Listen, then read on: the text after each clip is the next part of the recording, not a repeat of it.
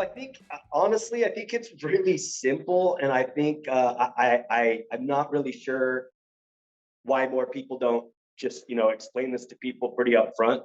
Um, I was able to kind of find some notes pretty early, but there were some that were elusive and some cigars that I had a hard time really locating. So what I would do, and to be honest, the first one that I really tried this with that it worked was the Buenaventura and was the graham cracker notes. And I have kids, so I had graham crackers. So I went and got a graham cracker.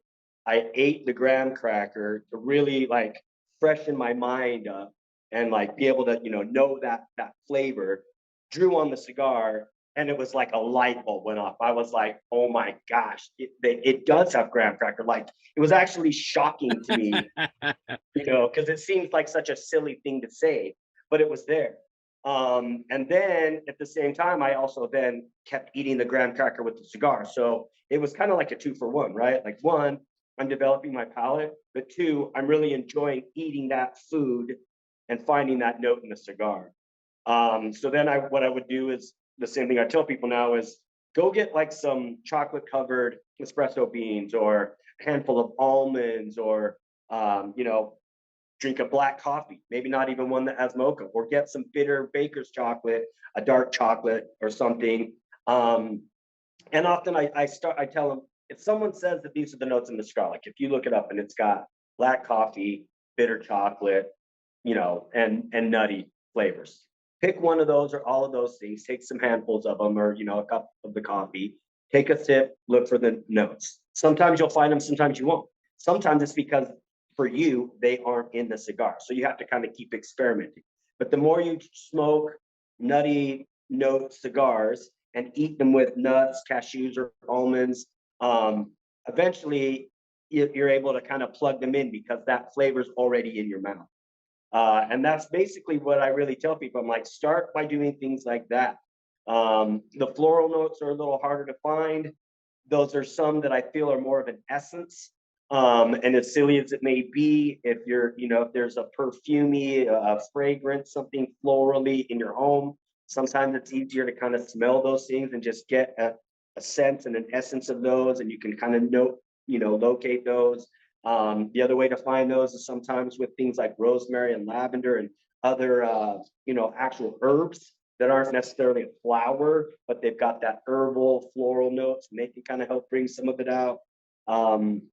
And then my final way, which is, basically how I like to live my life, is smoke a cigar with a meal. Pair a bold cigar with a steak and your favorite drink.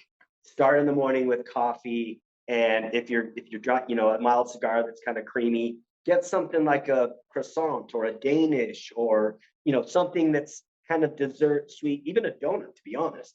And you can smoke that donut, or I mean, smoke that cigar, eat that donut, and drink your coffee, and you'll be amazed at how different notes will come out in the cigar, sometimes from the background to the foreground, or different flavors will come out in the food.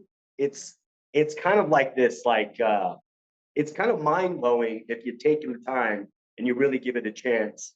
I was lucky enough to speak with some guys a couple weeks ago, and they were skeptical, but then all of a sudden they had a hearth with 4 guys, and they decided to all smoke the same cigar and all smoke and eat the same food and record it. And when one of the guys, Ace, took a draw and ate that bite of food, you could see it on his face.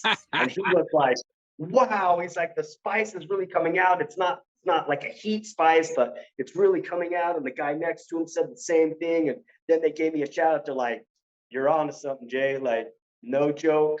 I can't wait to try this with the Maduro and, to try it with your cigars. And like, they went from skeptics to 100% believers.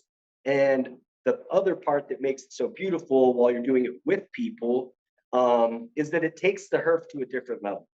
So you're not just sitting there only discussing cigars or just kind of smoking and lost in your cigar if you're, if it's the first time. You're pairing it with food. You've got a whole new discussion, and we already know food brings people together. So it's like this extra layer that brings in the community herf essence with the cigar and the food.